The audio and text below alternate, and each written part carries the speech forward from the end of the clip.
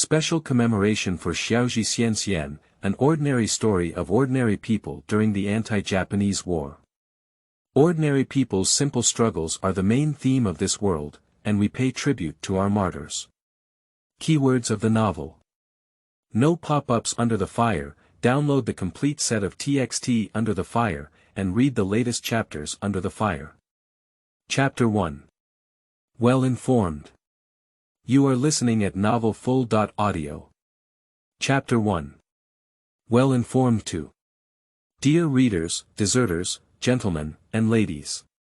Before reading this book, be sure to read it first. Absolute, 100%, the best anti-Japanese war novel in history. Escape from the Beacon. If anyone says it's not good. Looking, Hengba will stand here today and throw stones or eggs at you as you please. You throw one, I'll throw 10 of you for Sienda. Main text below, Chapter 1. Well informed in the barracks, Hui looked at the map hanging on the wall with both hands behind his back, and this feeling seemed very good. Now that my eyes are darkened and the enemy situation is unclear, I cannot act rashly for the time being. Li Youcai's phone call has been delayed. Outside the barracks, Gao Yidao stood under the eaves, looking through the window at the nearby arsenal warehouse where a little mouse was playing around. As a military supply transfer station, the ammunition depot has a terrifying number of bullets, round and pointed, all kinds of unseen, boxes wrapped in oil paper and even unopened, I don't know how many. Wooden-handled grenades, equally numerous and dazzling. The Japanese look down on the collection of miscellaneous firearms and ammunition from the defeated troops of the Nationalist Army. Directly distribute to local security forces, police forces, investigation and compilation teams, and even sell a lot of ammunition on the black market.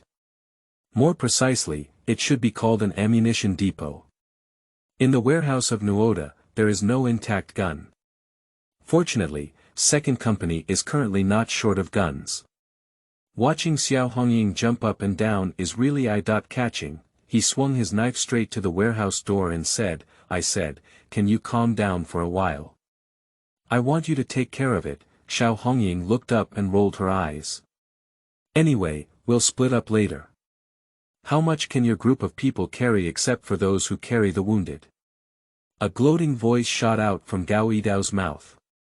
You're too lenient in your heart, right? Mind your own troubles, cat crying and mouse pretending to be compassionate. Gao Yidao walked away with a happy mood. The more you think, the more excited you become. Hee, Huzacha really brings seeds. Unexpectedly secretly married the dog trader Li Youcai, his sister. How many disciplines must be violated? The qualification for marriage is limited to the 258th Regiment of the 8th Route Army, and Huza Zai is definitely not enough. In private contact with the traders, the people in the political department must not rub the sand in their eyes, and for this reason, I don't know how many people have lost their heads. Is really treating discipline as a joke. At least he needs to be turned into a big soldier. This matter is definitely not over.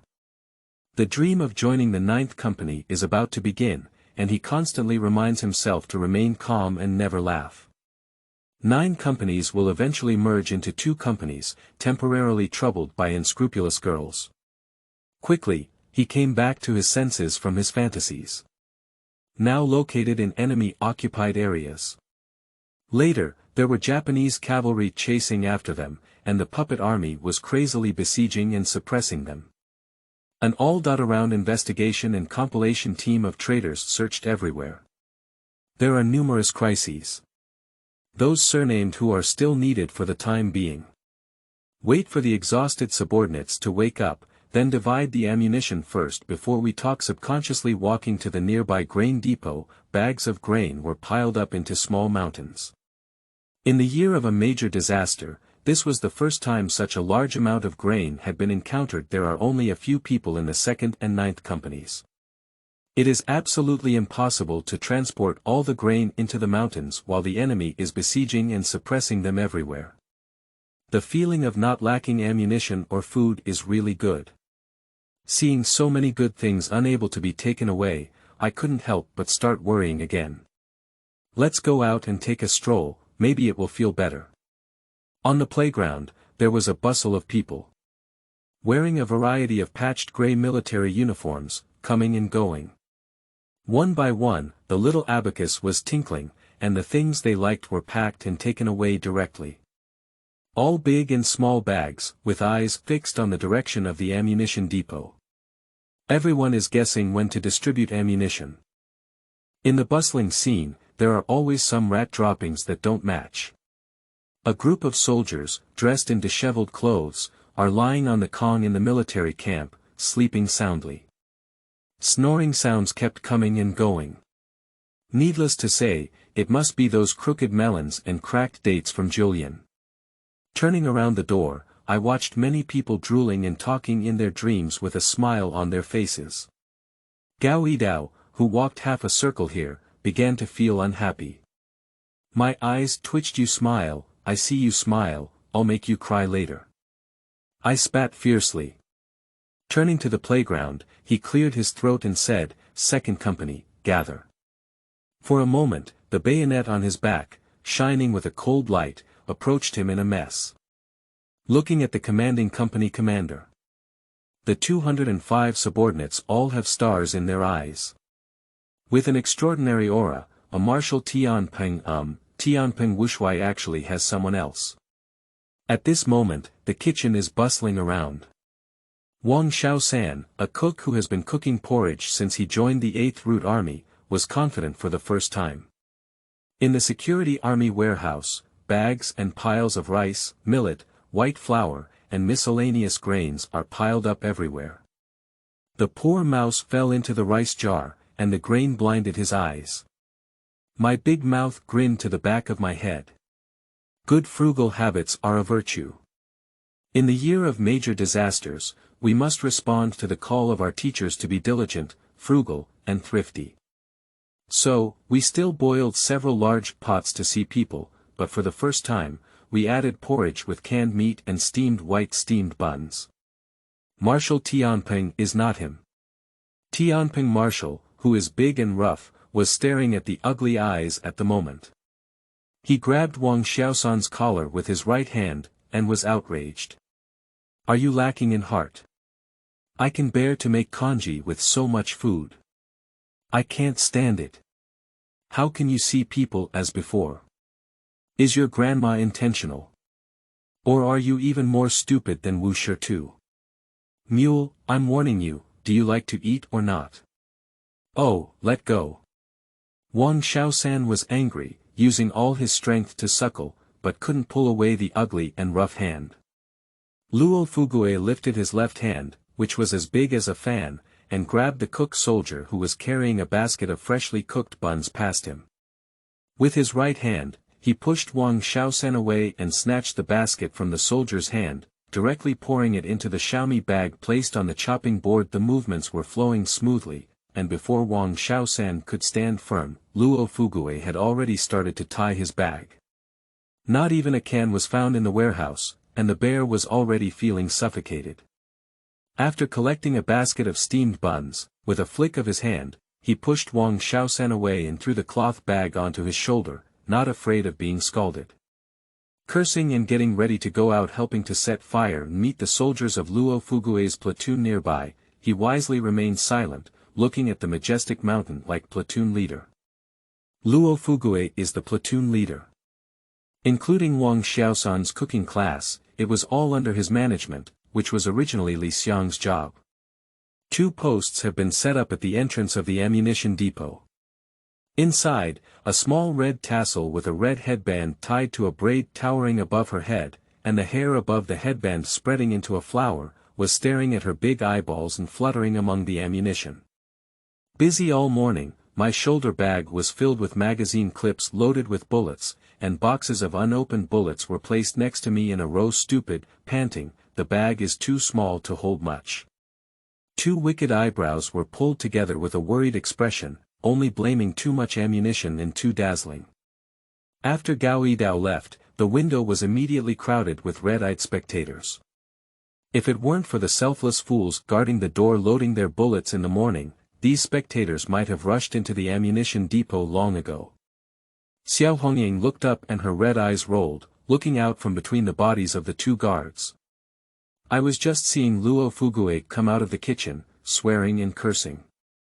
Xiao Hongying shook her body, her face covered in a thief's smile. She pushed aside two guards at the door and spoke in a crisp voice, "Dead mule, come over quickly."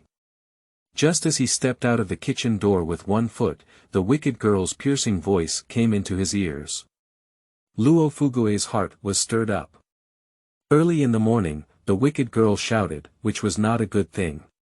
With a gloomy expression on his face, he turned to the warehouse and said, "Damn girl, what's wrong with you?"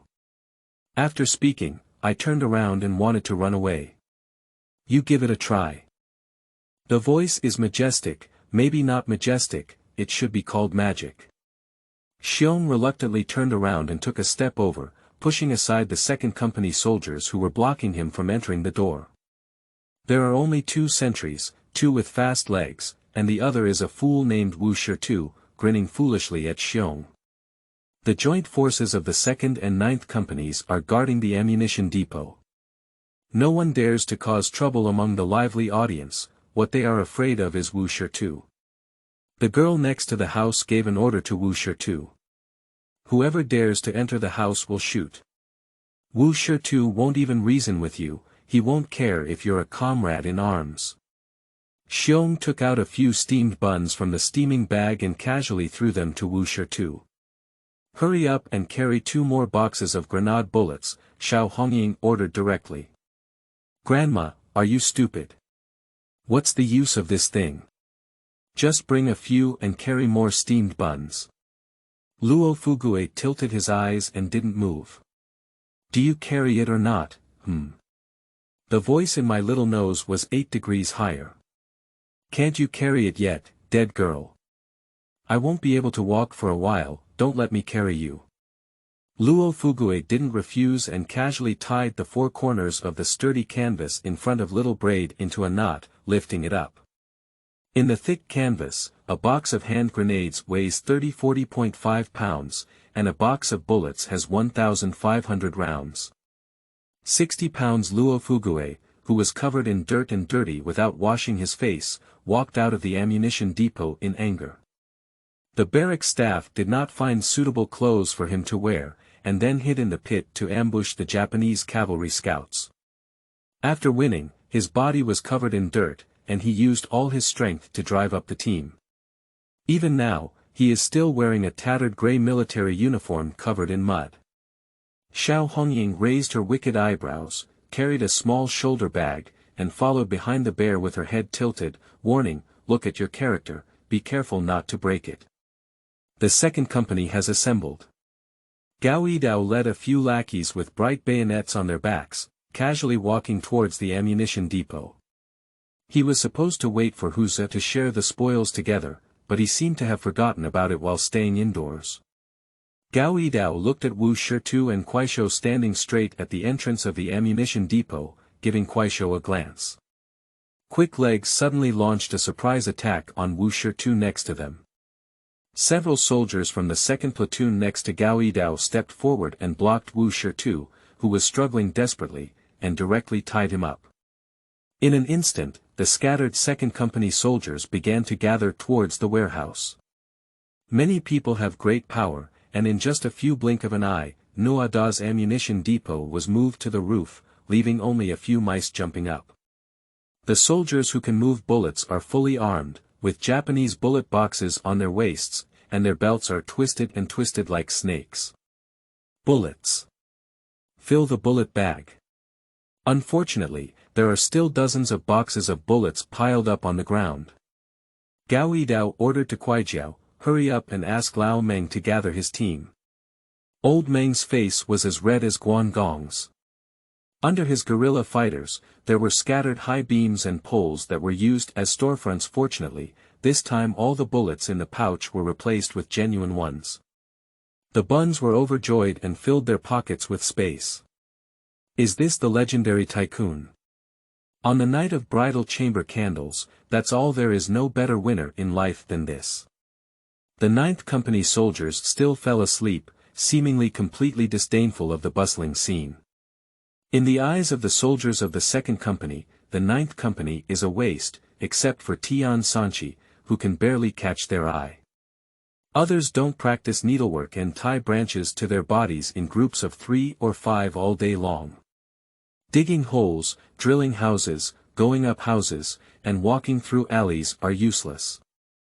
Taking pretending to be a turtle and running away as a training subject, the team leader and political commissar never care. The saying goes, mud can't stick to the wall, they will find their own way, why bother with them? The Autumn Wind Guerrilla Brigade had a small number of people, and after the bullet bags were full, they no longer felt embarrassed to stay here and dispersed in a flurry.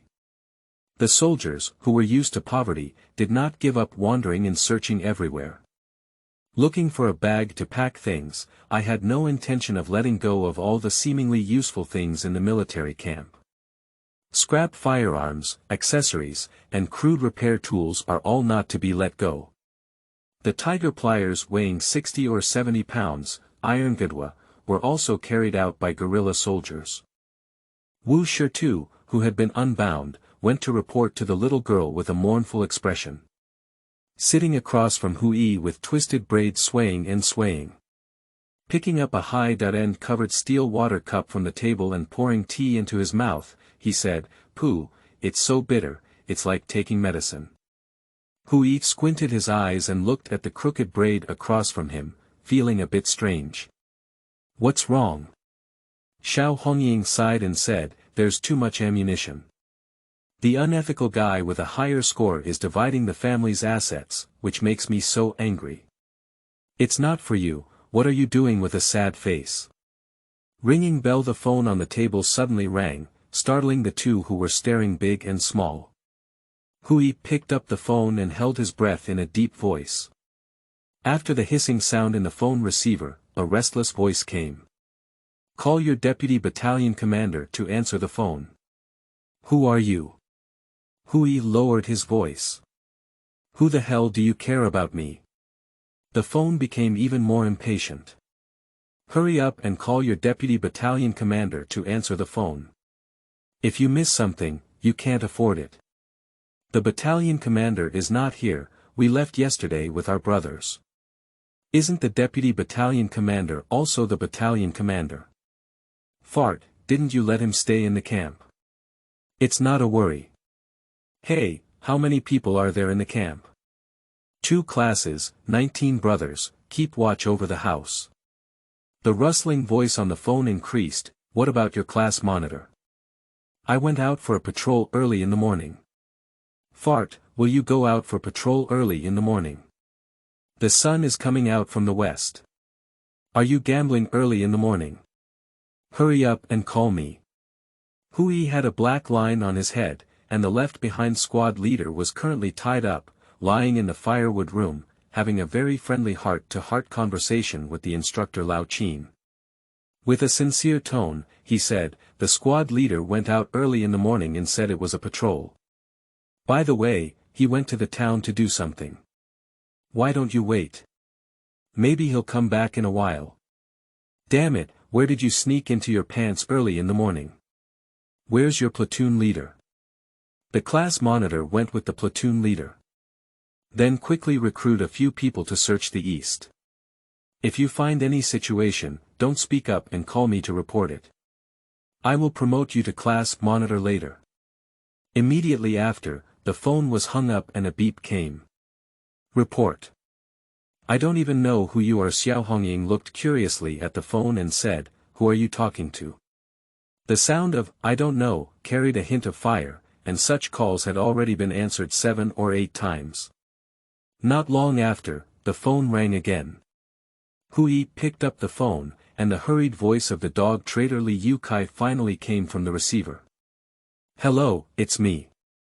Preliminary judgment shows that the 8th route is heading west, and Li Yud has established a defensive line at the foot of the mountain, completely cutting off the path of the 8th route entering the mountain. Between Meixian and Xinglong town, the Imperial Alliance has set up a trap, and the police and investigation teams are mobilized to catch that group of 8th route."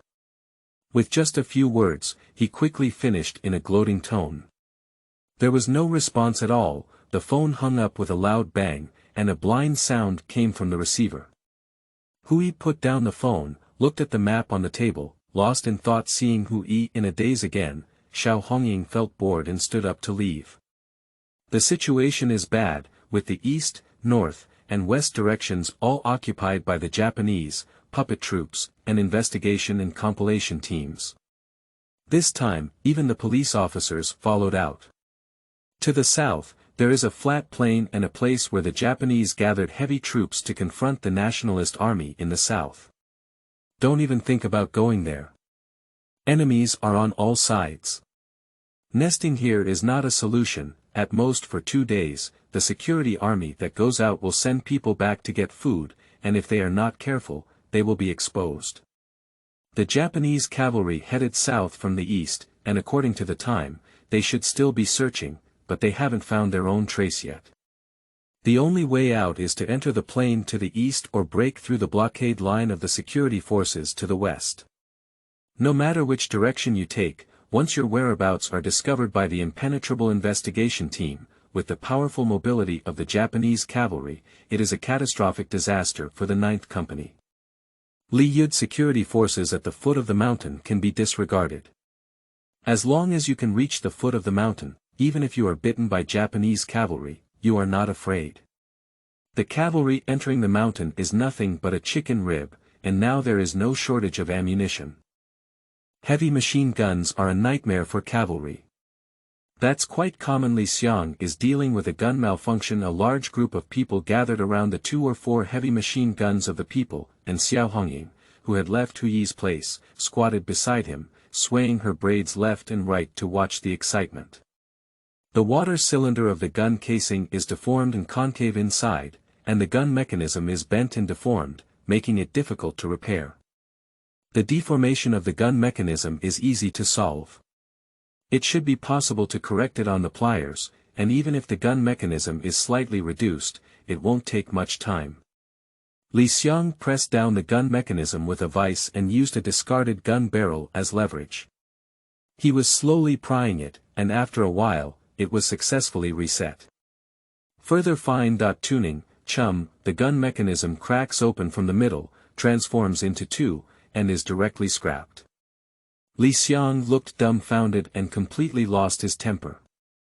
Accidents can sometimes hurt people, and sometimes they can also surprise people. Monsang Gui Chong came to the back of Xiaozhi, who accompanied Li Xiang in size and size. He took out an iron lump from his arms and handed it over. Xiaozhi took it easily and looked around, not understanding what it was, but it was somewhat similar to the thing Li Xiang was tinkering with. The bored bear who was working as a laborer to repair the machine gun for Li Xiang next to him had sharp eyes and snatched it over. "Isn't this the machine for Min 24, Grandma? Where did you get it?"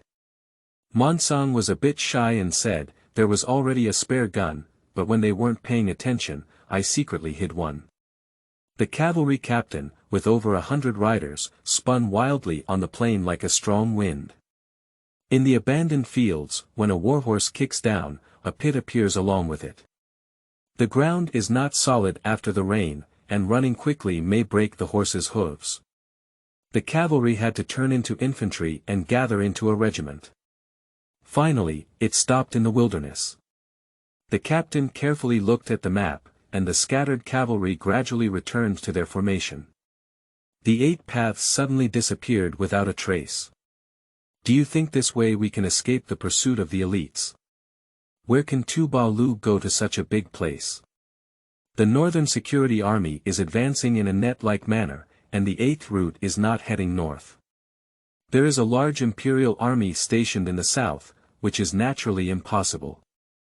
If it weren't for the mouse drilling through the mouse hole, there would only be 2 directions to go to Tuba Road, to the west or south. In case of any unforeseen circumstances, a cavalry scout was called to the south to inquire about information from friendly troops.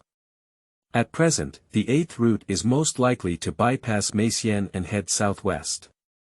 The captain's white gloves pointed along the map, which was marked as Xinglong Town. The assistant next to him immediately checked the nearby garrison situation recorded in his notebook and said, Xinglong Town is a newly incorporated security military camp, 50 miles north of Meixian County, and the western foothills are guarded by the security army led by Li Yud.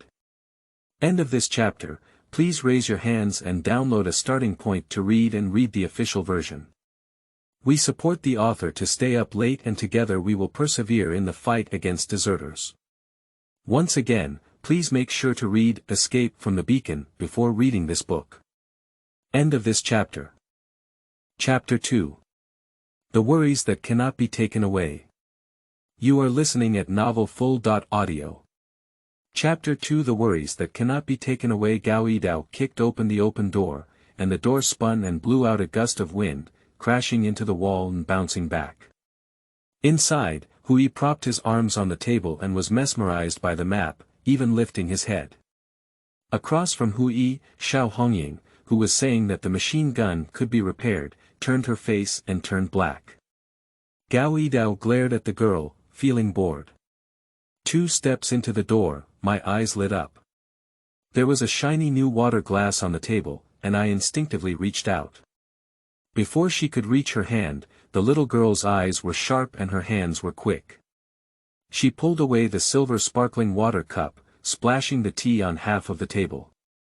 She glared high and wide, contemptuously saying, "It's shameless. Don't you have a kettle?" After the little girl finished speaking, she freed her hand and grabbed the shoulder bag strap on the table. She dragged it to the edge of the table, tilted her body, and slipped her braid through the middle of the strap. The shoulder bag fell off the table and sank violently, causing her small body to stumble. After standing firm, he lifted the water cup and smashed it against Hui's hand, staring fiercely at Gao Yidao. "What are you doing here? Why do I have to report to you? Humph, don't you take a look at your character? Do you use this cup? Hey, aren't you playing with that broken machine gun? Breaking machine gun. Are you jealous? Is it none of your business? Don't get too close, Auntie won't take this kind of approach. I have something to discuss with someone surnamed Hu. Do you want to hear? You've been wandering outside 3 times, isn't it just to inquire about information? Let's talk nonsense. After speaking, turn around and prepare to go out." Gao Yidao reacted and grabbed Xiao Hongying's arm, saying, "I owe you ammunition and favors. Hehe, I'll give you all today and settle the debt once." It is obvious that Gao Yidao intentionally bullies people. Now that it is difficult to carry a bag in this place, and 9 companies are fully loaded, what kind of kindness can one have to repay the debt at this time? The girl furrowed her hair in anger, raised her eyebrows, and rolled her eyes, saying, "You're such a shameless bastard. You've been treated well by your aunt, don't you admit it? You've had enough to eat today. Hehe, you can still repay the favor. You go back to the liquor station for me, despicable and shameless person." After speaking, he struggled to break free, his eyes rolled and turned, and then he went out with a cold shiver in his eyes as he looked at Gao Yidao. Gao Yidao turned around with a sneer and saw that Hui had never paid attention to him from beginning to end. He couldn't find a way to start a conversation and sat heavily on the stool offered by the little girl across from him. After following Hui to look at the map for a while, he couldn't help but say, "Is there any news on Earth?" Hui didn't look up and said, "The Japanese cavalry is in the east, there is Meixian security army to the north, we can't leave to the south, and Li Yud to the west. Are you surrounded by enemies on all sides?" "Hehe, what else are you talking about? Just Li Yud's few broken guns. With so many of us guns, we directly carried their gun turrets into the mountain and set off tonight." Gao Yidao was overjoyed. We have discussed several times, but Gao Yidao has been insisting on directly heading west back into the mountains. The two continued to discuss the departure time and direction, and their opinions finally reached a rough agreement. It seemed quite harmonious, but there were still differences in the specific course of action and plan. The sound of Gao Yidao tapping the map with his hand on the table grew louder and louder, and Huyi's eyes narrowed into a slit. His eyebrows were almost drawn together, and gradually, the harmonious atmosphere between the two became somewhat confrontational. Hui rubbed his head with his hand and said slowly, "If you can't get down from the artillery tower in the Fallen Leaf village, it's useless. Li Yud has a strong army and a strong horse, and the artillery tower is equipped with a phone. Once you're dragged down, the Japanese cavalry will soon catch up." Gao Yidao sneered, "The Japanese set up checkpoints everywhere. If we don't go north at night, the Japanese puppet army will have no way of taking us." Hui drew a line on the map. "Heading west. The members of the detective team are scattered everywhere. In less than an hour, the Japanese and puppet troops will receive news." Gao Yidao looked at the line drawn by Hui on the map and pointed to the location facing west on the map, saying, "Our 200 or so ships come out from here. Oh, it's really troublesome. The Xinglong Town Security Army has a battalion of about 300 people, and with the Japanese puppet army heading south from Meixian, the number is almost 1,000. Hui. Hard competition is absolutely not possible." Gao Yidao's eyes turned and he said, "I don't think so. There are many clothes in the security army's nest, and we can pretend to be the security army. Even if those traitors find out, who dares to break ground on the security army?" Hui knocked on the table and said, "The security forces here have taken us to clean up, even changing clothes. The remaining clothes are in tatters of 20 or 30, not enough. Let's just leave at night. Who dares to approach and look at the dark lights? Do you think the Japanese and puppet armies don't have scouts?" Gao Yidao was speechless and suggested again, "We stripped off the clothes of those security forces, so there are about 50 pieces. Including the Autumn Wind Guerrilla Brigade, let's go for a walk." Hui smashed the bright jar onto the table. Gao Yidao immediately grabbed the water tank on the table, quickly filled it with water, held it and blew it, and stopped talking. Beside the table, pacing back and forth, my eyes were constantly watching Hui write and draw on the map. There is also a copy of this map in Gao Yidao's bag, which was seized from the liquor station. Looking at the marks made by Hui, just like the one in his bag, his eyes twirled with a pencil. Seeing Hui raise his head, he quickly averted his eyes and hid the cup behind him, his face not flushed and his heart not jumping. He thought to himself, "It's better to learn a map than to use a telescope to measure distance and a catapult." Hui threw down his pencil and sat down calmly, tilting his head to look at Gao Yidao pacing back and forth. "You have a good idea. You should be able to get by changing your outfit," he said. Gao Yidao said, "I know what you're trying to say, but with so many people, even if you're fully equipped with wounded soldiers, you can't lift them all." Hui looked down on him and said, "That's not easy. If the rest of the people change into black clothes, they'll become a detective team. The detective team works at night, who dares to have any ideas? Is there a detective team of over 100 people? Why don't we just say it's from your Black Tiger Village? I am the master of Black Tiger Village, what's going on?" The escape plan has finally been decided, and the next step is to strip the clothes of the security forces, put on their clothes first, and then go to the town to get black clothes. The military camp was in chaos, and Captain Meng was pleased with everything he saw. He had to move out without the ability to do so. He was sighing and lamenting. Old Qin led a team to the town to find black clothes. The 2nd and 4th heavy machine guns were carried to the playground. After 4 p.m., the military camp gradually quieted down. The local wealthy men carrying large and small bags were curious about this big guy, without any drowsiness, except for some people. Captain Meng did not express any opinion on the follow-up actions. He was not familiar with the terrain and was only interested in things in the military camp. The Min-24 tripod is bent and deformed, which does not affect shooting. Monsang pressed in a bullet chain, pulled the bolt, clenched the handle with both hands, and pressed the trigger. A tongue of fire shot out from the muzzle, and a low thumping sound echoed in the cloudy and rainy sky. Bullets hit the earthen walls of the military camp, splattering soil, and rows of neatly arranged small holes appeared on the walls. The 250-round bullet chain, halfway through, was hit on the head before stopping. The bullets were still expensive. The tycoons saw the big guy spewing fire and said, "TSK TSK, this guy is a thief of cattle, fighting against Japanese cavalry, sweeping a large area. So heavy, 4 people can only lift it, right?" The cavalry captain looked at the map unfolding in front of him, and a scout returned to report from the east, "No trace of the 8th route has been found." The scout who returned from the south earlier also did not notice any activity on the 8th route. After pondering for a while, Captain Gizi realized that there was only one possibility for the direction of the 8th route. Heading west.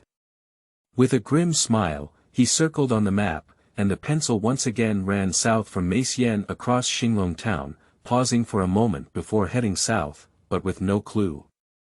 After thinking for a while, from yesterday to today, the 8th route is not made of iron, so it is impossible to have no rest.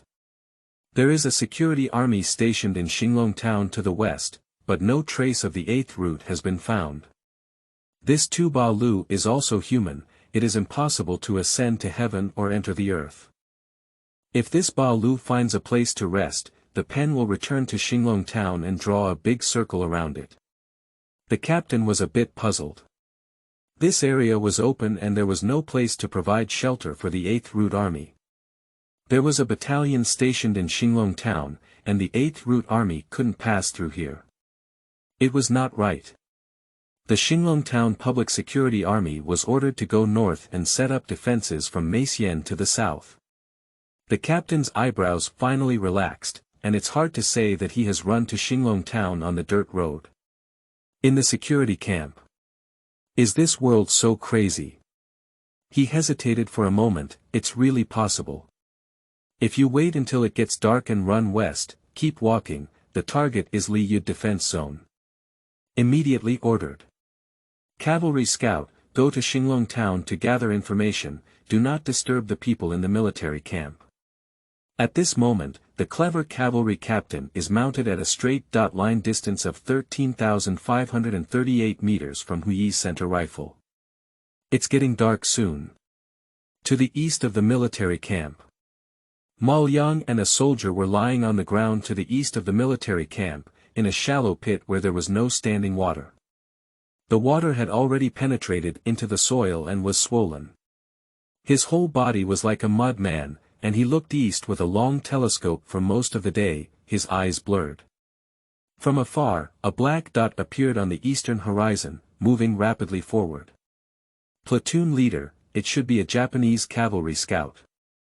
With shock and joy, Mao Yang snatched the telescope, glanced at it a few times, and immediately asked the soldiers around him to report back to the military camp. Mao Yang lay in the mud pit and continued to observe, intending to only go back when it was dark. He was dressed in a security uniform and was discovered by the Japanese cavalry. "It's okay, I wish the cavalry could come over." The scout of the Japanese cavalry who arrived at the east side of the military camp found a figure. In the field of view of the raised telescope, it should be a security army.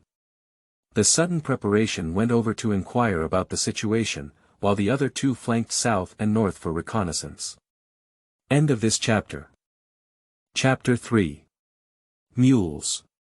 You are listening at novelfull.audio. Chapter 3 Mules. I didn't expect the pursuing Japanese cavalry to arrive so quickly. The military camp that received the news immediately exploded, and Hui lay on the table with a black face, marking and drawing pictures. Gao Yidao climbed directly to the watchtower next to the security army wall, holding up his telescope to look around. Unfortunately, the sky was almost dark and gloomy, and nothing was discovered. Of course, there are also those who are not worried or in a hurry, such as those who sleep 9 times and continue to sleep.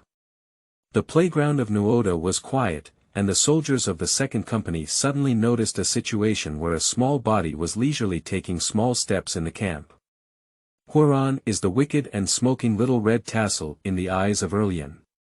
However, The girl I saw this time had her face washed clean and her clothes changed to black silk. It should have been brought from the town by Lao Qin.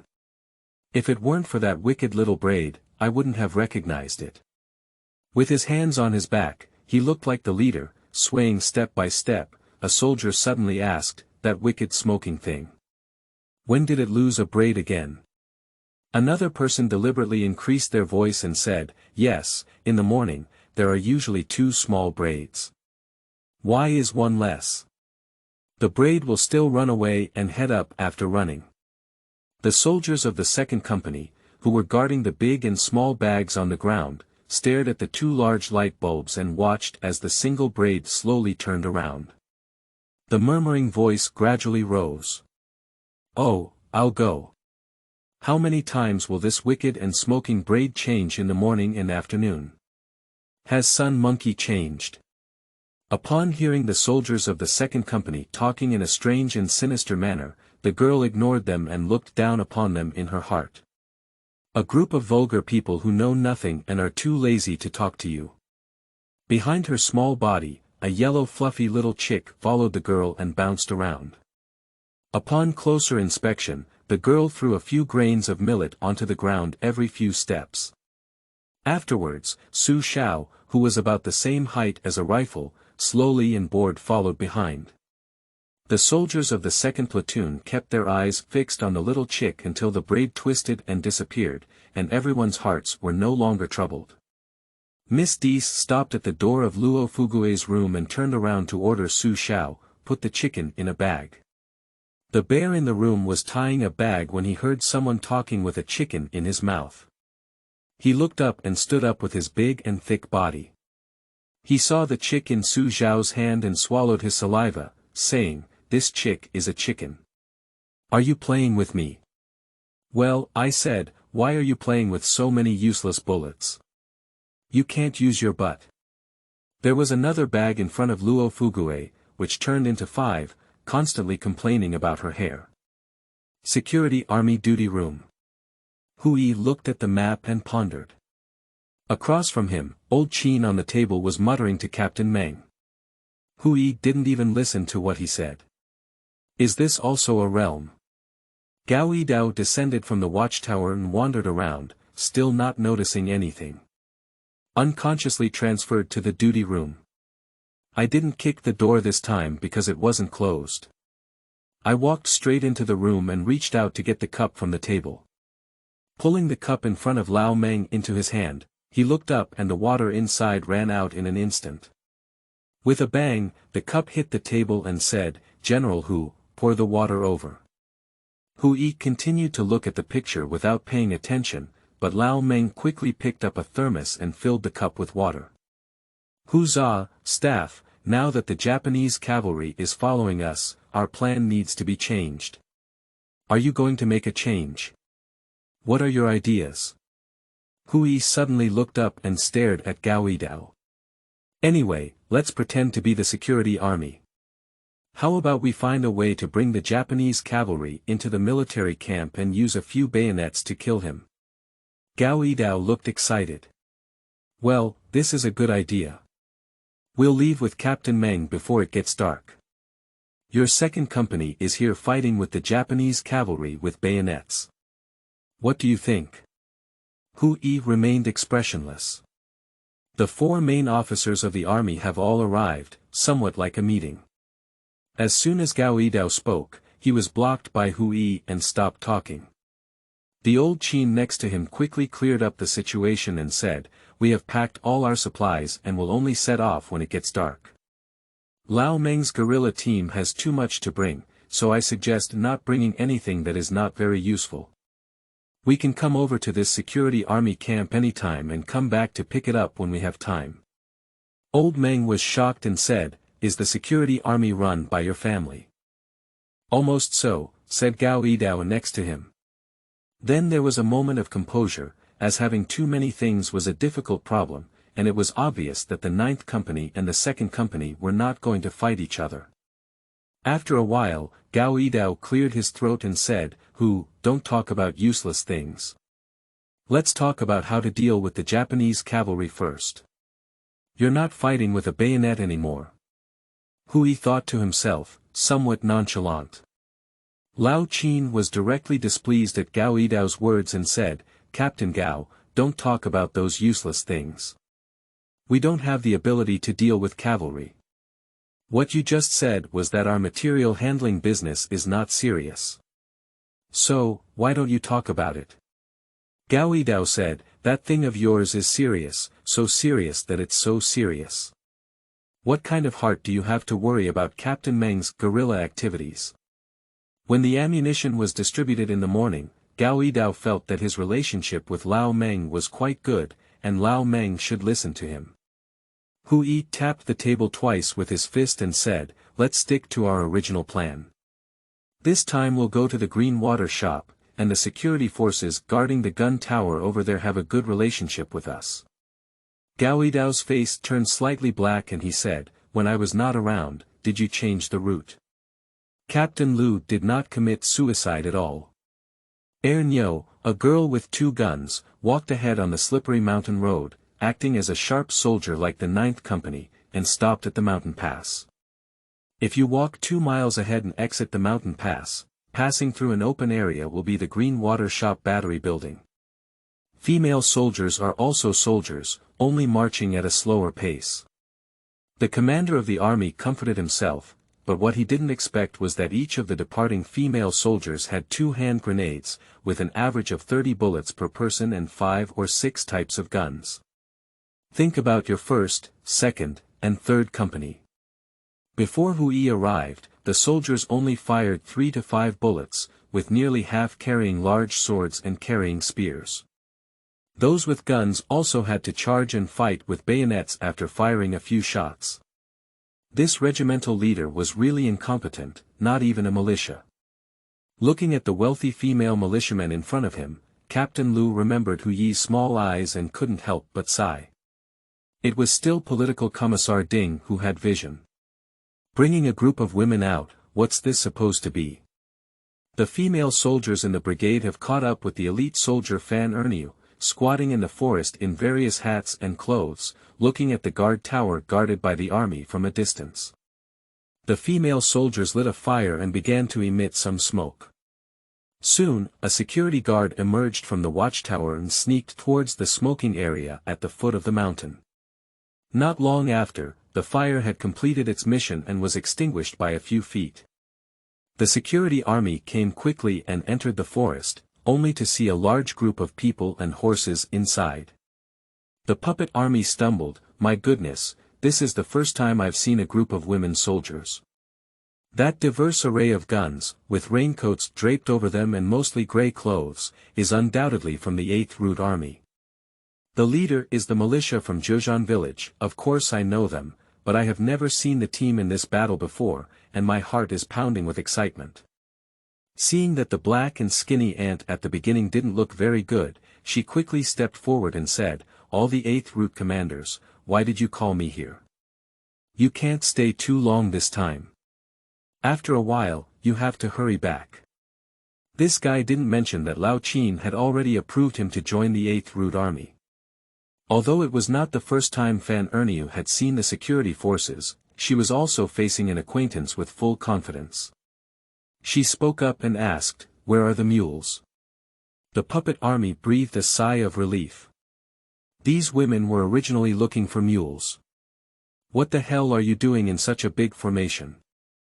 Women are just, or with a flattering smile, he said, the mule is right under our turret. You're just going to need a mule for this big battle. We still have a horse over there.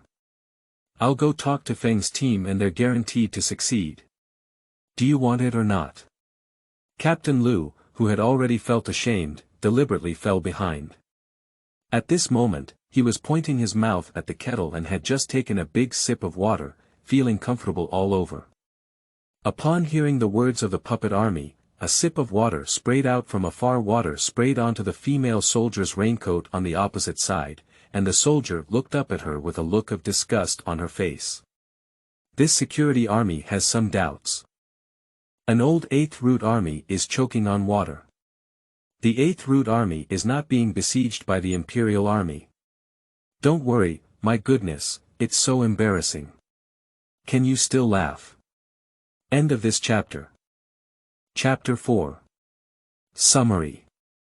You are listening at novelfull.audio. Chapter 4 Summary. Fan Ernia's face began to turn red and black, and she said, "What are you talking about?" "The mule is my man." "What? The mule is your man?" The security guard was shocked and lost his color. His chin fell to the ground with a loud bang, his eyes widened, and he looked up and down at this small body. Captain Luke can't listen any longer. These are all sorts of things, and even a name has to be talked about for a long time. Standing up from behind, he walked up to the puppet army and said, "I'm asking you, where is Luo Fugue the mule?" Afraid he might not be clear, he added, "It's the soldiers of the 9th Company, big guy. Do you have any news?" A cold sweat broke out on the puppet army's head and they said, "Luo Fugue. Oh my goodness, you said you didn't explain it clearly." "Well, there's some news, maybe it's from the 9th Company. It's just a message, but it's not necessarily accurate." "What message? Speak quickly." Nyo widened her eyes. "A few days ago, your instructor Lao Qin came to find me. Now, the Imperial Japanese and the Imperial Association Security Army are looking for them everywhere. I heard that they were wandering 10 miles east of Mei County and saved a group of autumn guerrilla brigades. They were ambushed by the Japanese cavalry squadron and fought for most of the day.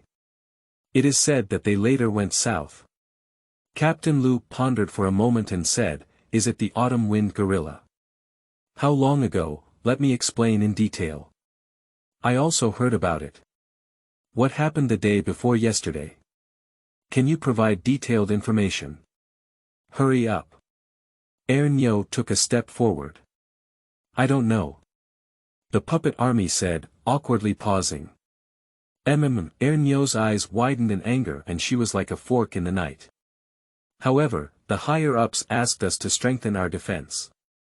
Yesterday, Captain Lee was ordered to deploy defense from Fallen Leaf Village to Hiku Camp, and today he changed to deploy defense south from Hiku Camp to the county town early in the morning. Isn't this letter sent to you early in the morning? You don't know. As for whether Luo Fugue will be there, it's hard to say."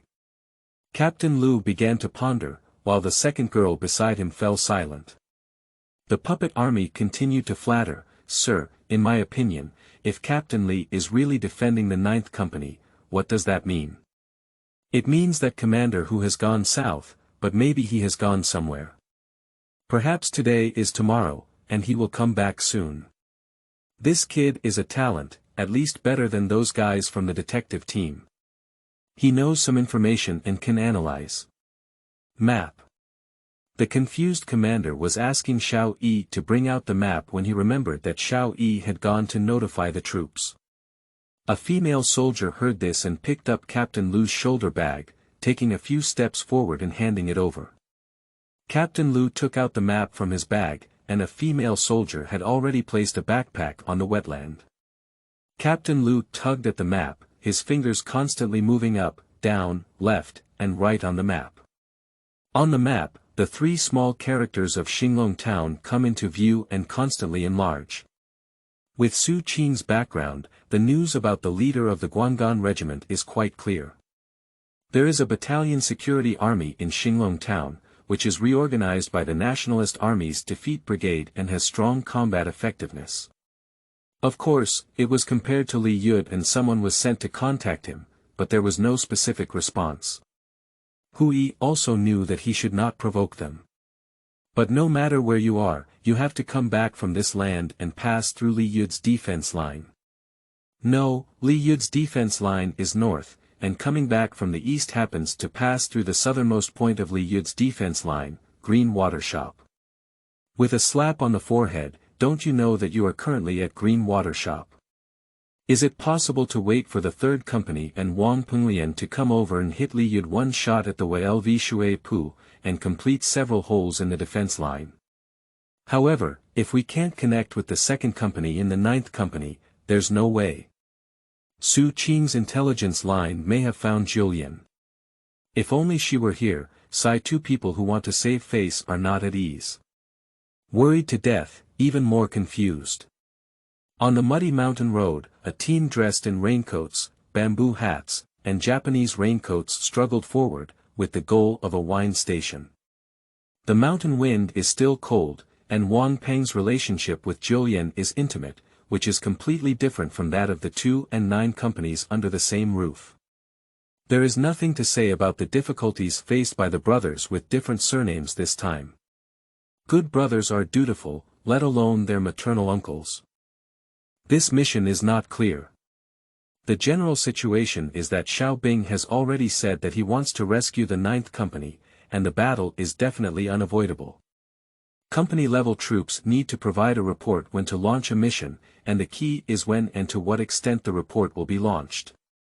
Anyway, the regimental leader did not say. Colonel Maeda looked at the intelligence analysis sent by the cavalry captain and pondered for a while before picking up the phone. At the entrance of Meixian County, a creaking metallic sound came from the 2 trucks with infantry guns hanging on their buttocks and machine guns overhead, rushing south with blue smoke as usual. The carriage was filled with mortars, heavy machine guns, shells, machine gun shells, and heavy firepower personnel. A Japanese lieutenant commander sat in the driver's cab, and as the car limped up and down on the makeshift road, it reminded him of a beautiful geisha. He shouted loudly, urging the driver to drive slowly. If the shell was blown up, everyone in the car would have to watch the fireworks. The convoy kept going and stopping, with checkpoints all along the way. Xinglong town was not far away, and as it was getting dark, the convoy stopped at the puppet camp located 5 miles north of Xinglong town. The new commander of the puppet army, who came out for the first time to carry out a mission with a new identity, hurriedly followed the Japanese instructor to greet him. Salute and flattery report. Sir, our department has completed the blockade operation from Xinglong town to this area. To the north, there is a blockade line established by friendly forces heading south from Mei County along the way. Don't even think of a fly flying through our defense area. The Japanese lieutenant took off his gloves and said, Yoshi, your situation at the military camp is working. Reliable news, the 8th route is in your camp.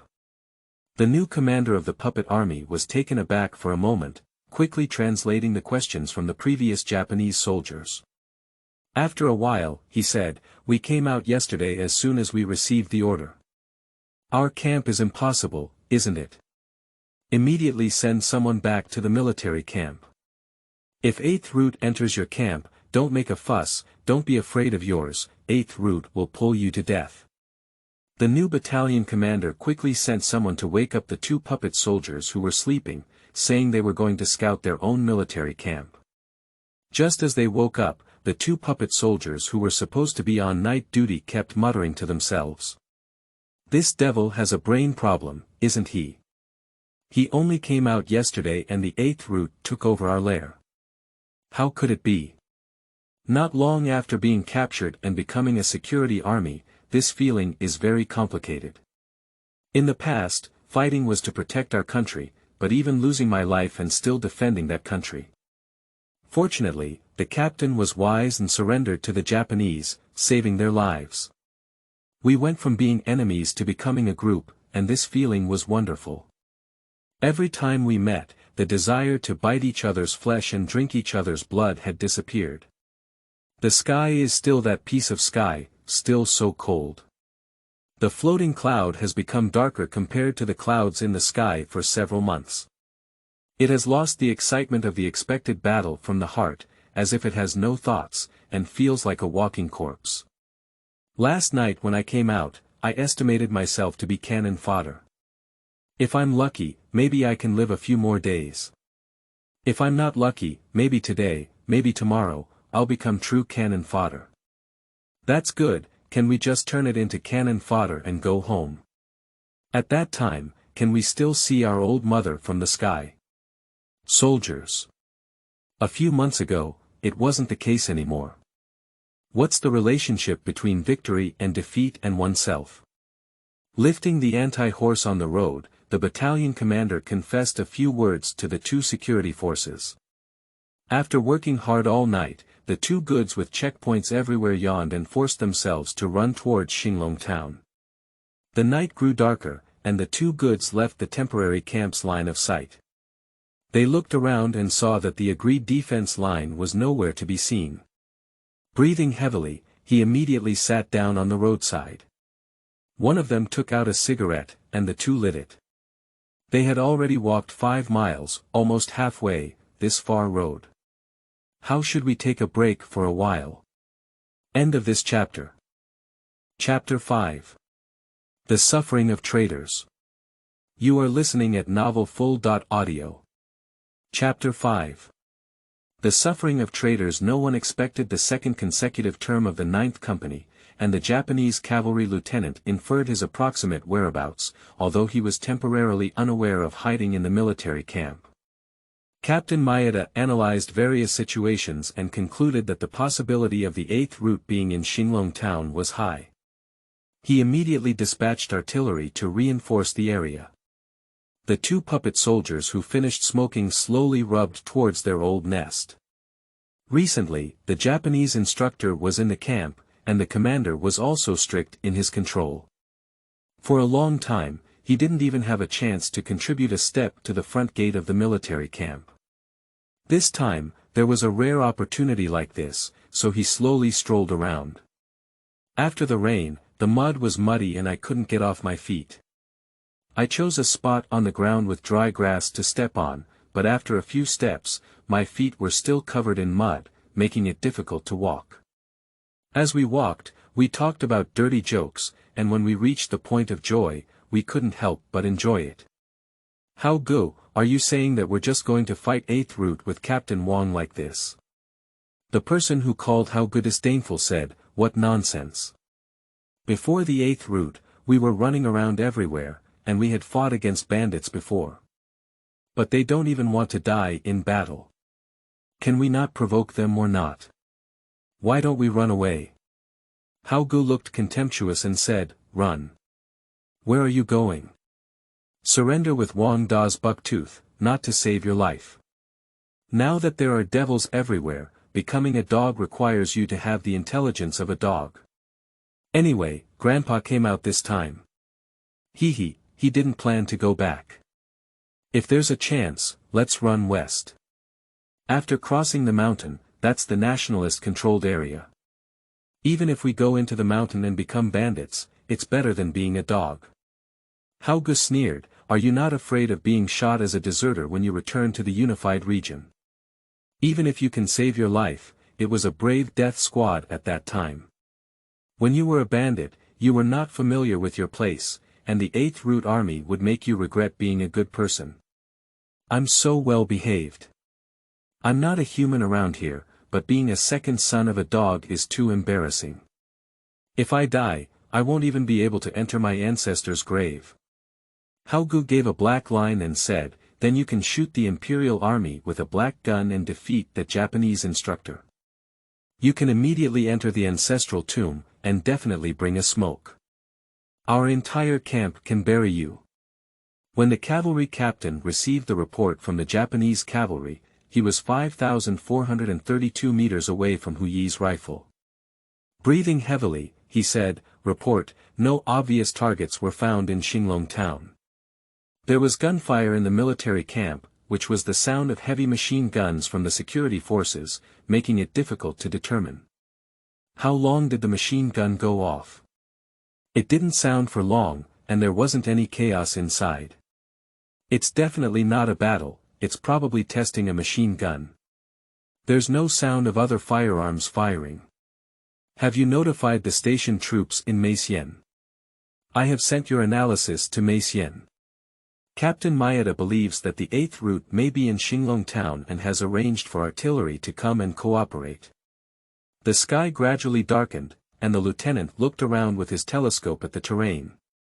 He had to order the team to stop, find a slightly higher place, and order to rest on the spot and replenish food.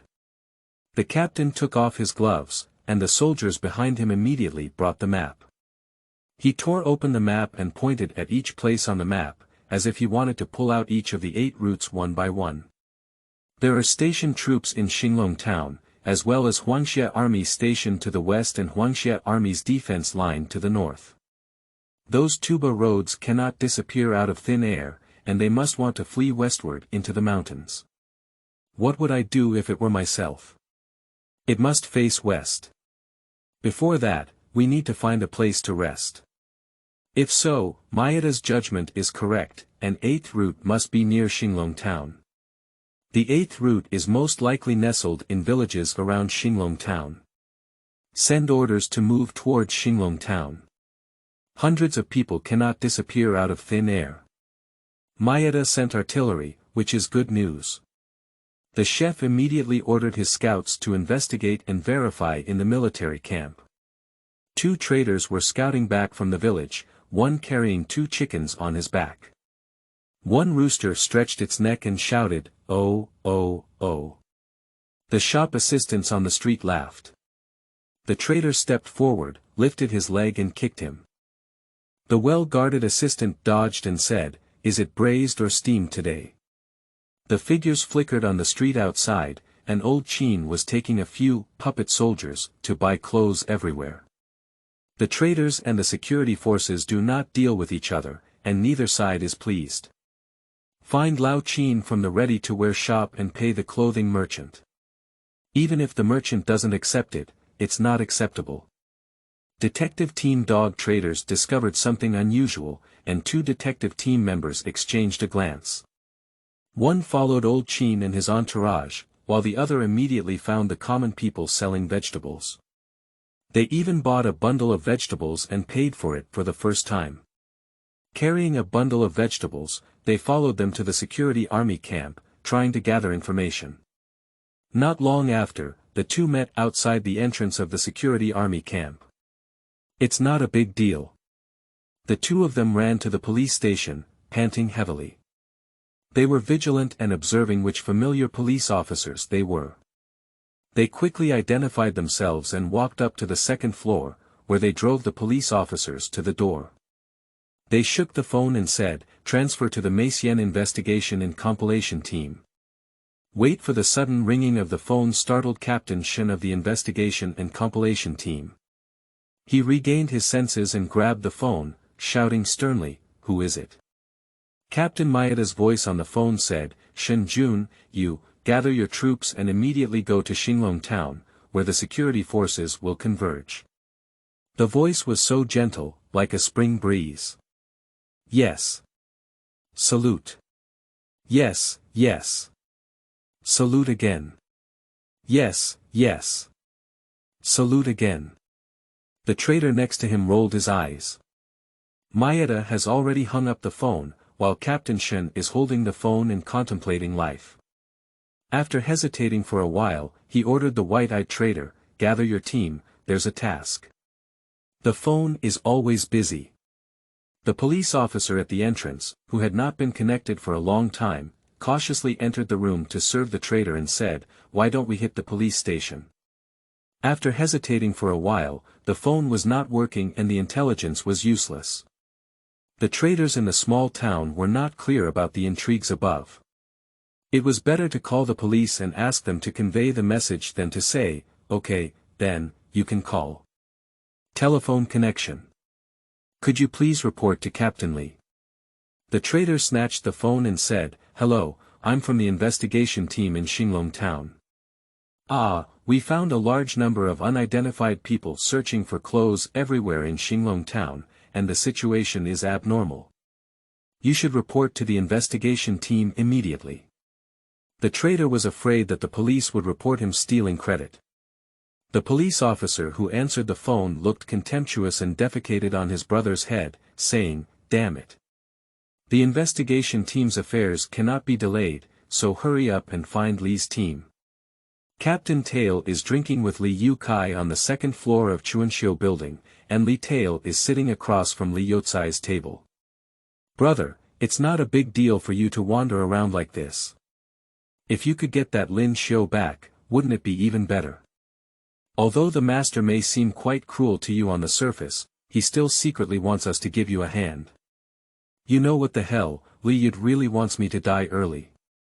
Li Wei drank all the wine in his glass and said, "There's a problem in the south, you know. The cannons were all pulled out in the afternoon." Li Yukai exclaimed, "When did it happen and where did it go?" "I don't know about this." "Why don't you go back and ask? Maybe there's some news in your team." Li Yukai hesitated for a moment, grabbed his hat, and carried the barge gun on the table, swaying left and right, preparing to go downstairs. "Well, my surname is Hu. I've been unlucky for 8 lifetimes. I owe you something from my previous life, and I haven't paid it off so many times." I bumped into the police officer who was going upstairs. Uncle Nyo was smoking a dry cigarette when he saw Xiao Yi running away and conveying the commander's order. He wanted to smile, but it took him a long time, but he still couldn't smile.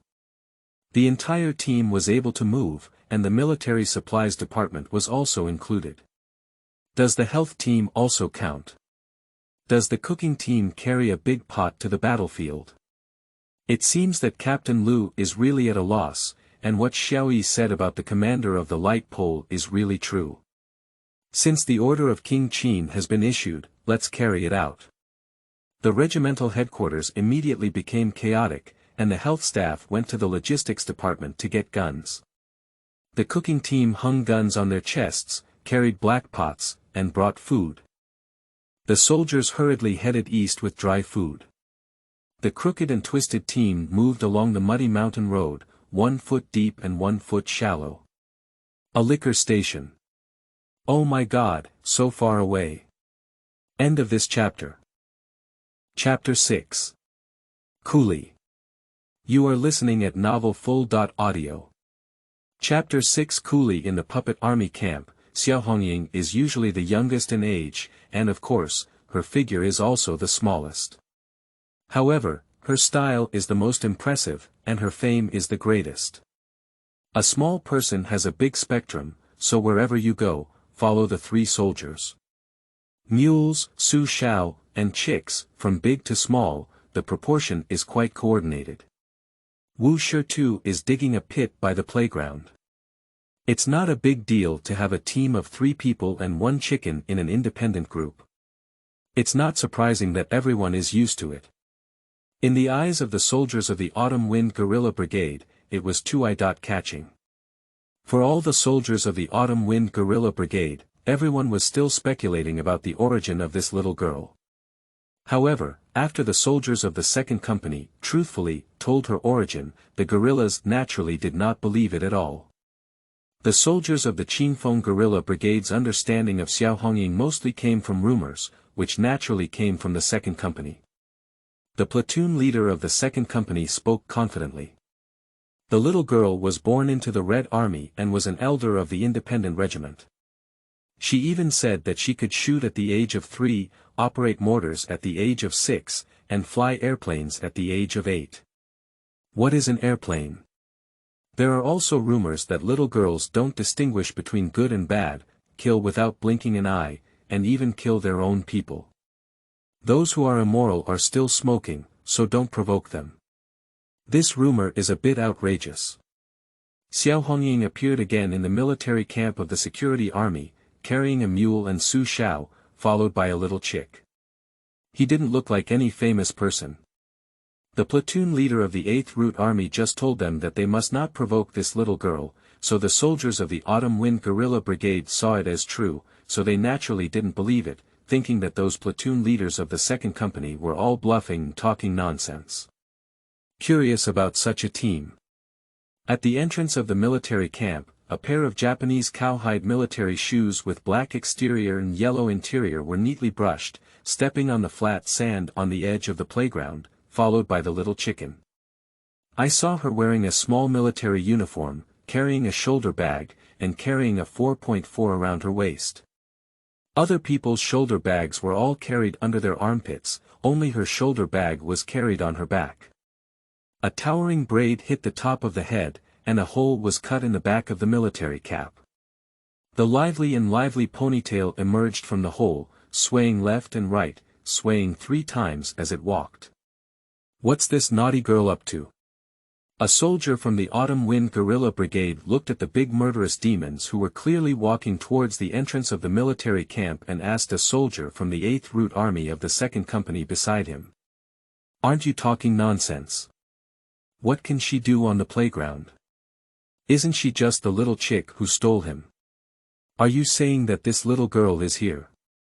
The soldiers of the Autumn Wind Guerrilla team were whispering to the 2nd Company soldiers when the little girl suddenly spoke in a crisp voice, "Dog egg, stop me and get out of here. What's the situation? Who is he shouting for?" The 2 guerrilla soldiers on guard followed the direction that the little girl was watching, and also looked over. The platoon leader who was providing training guidance to the soldiers of the Autumn Wind Guerrilla Brigade was shrinking his neck and preparing to sneak into the booth. When he heard the little girl's call, he stopped and turned his head, blushing with helplessness. He awkwardly smiled at Little Red, who was walking on the playground. "Oh, hey, what kind of wind blew you, old man? It's useless to talk less. Hurry up. Some people say that our independent regiment's Min-24 machine gun belongs to your company." "No, absolutely not." "Who said that?" "I'm the first one to disagree." The guerrilla fighters looked bewildered. Does this platoon leader have such poor memory? Just now, I mentioned that upon hearing these words, this voice, and looking at the attire, besides arrogance, there was still arrogance.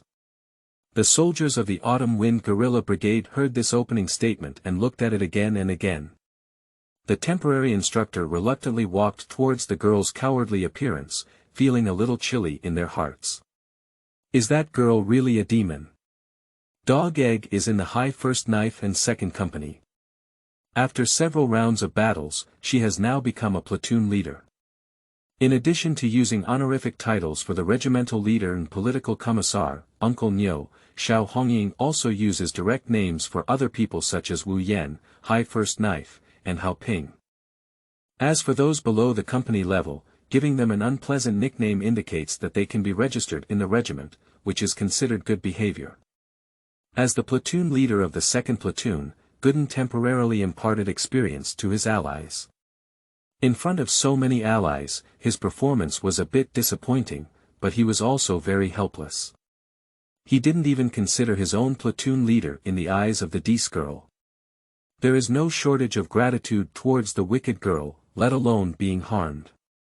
This girl is a troublemaker and cannot afford to offend. I must have smelled something from this posture and started thinking about where to run. Of course, it would be best to leave the military camp. The 2 security army scouts looked at the entrance of the security army camp from a distance. One of them was still his own brother standing guard, while the other seemed somewhat unfamiliar and didn't pay much attention. "Detect your own lair." The Japanese lieutenant's mind was at least half occupied by water, and the 2 security forces muttered. "But it's just a good time to go back to the camp and have a good sleep, so I can send the sentry to report." The 2nd Company soldiers on the watchtower reported to the Dog Egg platoon leader, "Report to platoon leader, there are 2 security forces returning to the north." The platoon leader glanced askance at the smoking girl and said, "As long as you're here, there's definitely nothing good." Looking up, he whispered to the sentry, "Pay attention and let those 2 unlucky ones in." For those who have been sent back by the security army, I had this psychological preparation long ago. Anyway, as soon as it gets dark, I have to run west and tie it up. The security army surnamed Hao fell behind and walked ahead. The puppet army arrived at the entrance of the military camp and asked the one they knew who was standing guard. "Your kid is on duty today, who is he? Haven't you seen him before?" He pointed to another sentry with a .38 rifle on his back and a Japanese .30 bayonet inserted in his gun, who was already taking off his gun. The face surnamed Hao changed and said, "No, when do we have .38 rifles? That's not something we can use." The guard standing outside the door smiled bitterly and said, "That's the 8th route. Don't shout around, go in quickly, and make a note. We haven't done anything outrageous, don't speak up." There was a gap in the gate of the military camp, and 2 security forces were escorted by .38 rifles. They hurriedly entered the camp, preparing to be sent to Old Qin. These trivial matters were ignored by Gao Yidao, and when Gao Yidao fell into his hands, he would not care whether it was a security force or a puppet army. Anyway, it was just a single blow. Hong Ying looked at the two security guards escorted in and looked up and down. The one surnamed Hao, who was also experienced in the world, felt an indescribable sense of absurdity in her heart. She was like the animal about to be sold. A crisp voice said, "Stop, what are these two people doing?" On March 8, the guy saw the mule platoon leader behind the red tassel, and his own platoon leader was also behind. This score almost reached the platoon leader. Busy salute. Report, they just entered the village from the north and said they are members of the security army. The little girl's eyes twirled and she carried too many things in her backpack. Isn't this just two ready-made coolies? What are you doing in the military camp? Tell me honestly. Well, Emperor. The Japanese have arrived in a convoy and suspect that 8th Route has occupied the military camp. Let's come back and inquire about the news. The towering ponytail sculpture was usually stunned for a while, staring at the size of an ox's eye without blinking, and then suddenly lifted 4. Spread your legs and run towards the barracks. End of this chapter. Chapter 7. Darkness. You are listening at novelfull.audio. Chapter 7. Darkness. The retreat plan has been discussed and will only wait until dark. The bell rang. The phone on the table rang again, and the people in the room were startled. Hui made a silent gesture, grabbed the phone receiver, and shouted at the microphone, "Hello, hello." Li Yotsai's gloomy voice rustled as he said, "You bought clothes and gave money." He paused every word. With a bang, the phone was hung up. Hu Yiding looked steadily at Old Qin across from him. Old Qin was furious and said, "Why are you talking to that dark thing and watching me?" Hui. You bought clothes and gave money. Lao Qin's voice became louder and louder as he said, "It's only natural for us to pay for things. Did the security forces not pay and we were discovered?" His voice became lower and lower when Gao Yidao saw the infighting in the 9th Company. He poured a spoonful of oil on the fire and said, "Yes, your glorious image has been transmitted to Meixian County." Gao Yidao knew that the phone was called by the dog trader, and if the dog trader knew, the investigation team would definitely know. Naturally, the devils would also know. Gao Yidao felt proud of himself for being able to think so far. As soon as Xiao Hongying entered the door, she noticed that the atmosphere was not right. Hu Yi's face was gloomy, while Lao Qin's face turned red. Can a black face turn red?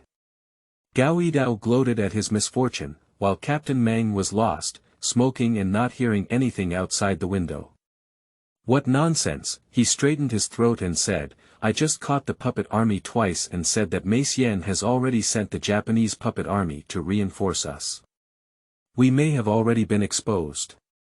Without saying the true words of the puppet army, directly stating one's own analysis is bold and fearless of causing mistakes. The big news didn't cause a sensation, and the people inside were like mountain gods in a temple, indifferent. The little girl felt extremely bored.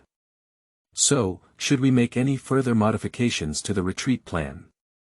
Old Qin hesitated, feeling that he had made a mistake and implicated everyone. He picked up a cup of water on the table, trembling slightly.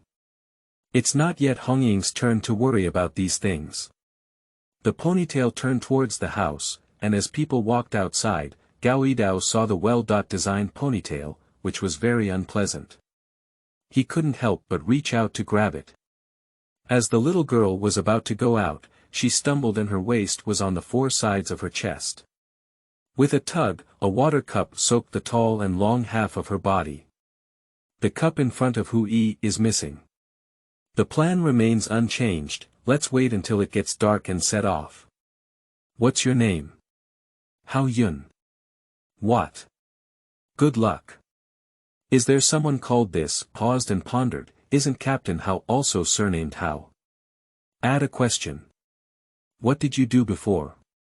The elite soldiers platoon.